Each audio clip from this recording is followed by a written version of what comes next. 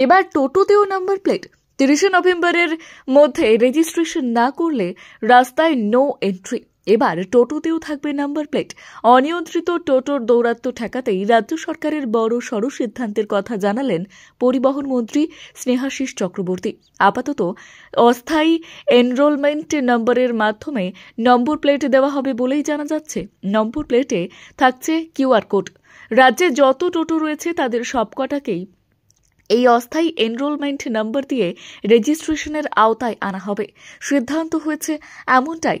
তবে মোট কত লক্ষ টোটো চলে সেই পরিসংখ্যান এখনও সামনে আসেনি, জানা নেই পরিবহন দফতরের। এদিকে টোটোর দৌরাত্ম্য নিয়ে প্রায়শই রাজ্যের নানা প্রান্ত থেকে উঠে এসেছে লাগাতার অভিযোগ। বেলাগাম টোটো নিয়ে তীব্র আপত্তি টোটো চালকদের, ক্ষুব্ধ বাস চালকেরাও। এদিকে ইতিমধ্যেই গোটা রাজ্যই বহু মানুষের জীবন জীবিকার অন্যতম গুরুত্বপূর্ণ মাধ্যম হিসেবে উঠে এসেছে এই টোটো। লক্ষ লক্ষ মানুষের জীবিকার অন্যতম মাধ্যম যেহেতু এই টোটো, তাই বন্ধ করতে নিষেধ করেছেন মুখ্যমন্ত্রী। তাই নতুন পদক্ষেপের পথে হাঁটতে চাইছে পরিবহন দফতর, এমনটাই জানাচ্ছেন পরিবহন মন্ত্রী। তবে একই সঙ্গে টোটোর অবাধ যাতায়াতের ফলে যে বেলাগাম যানজট তৈরি হয়েছে, নাগরিকদের সীমাহীন সমস্যাও হচ্ছে, তাও মানছেন মন্ত্রী। মন্ত্রী বলছেন, এবার টোটোকে শৃঙ্খলার মধ্যে আনার কাজ শুরু হলো। কিউআর কোড দেওয়া স্টিকার লাগানো হবে টোটোর গায়ে।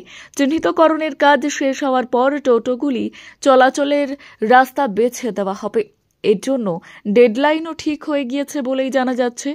একযোগে মাঠে নামবে পুলিশ, পরিবহন দফতর, ইউনিয়নগুলি।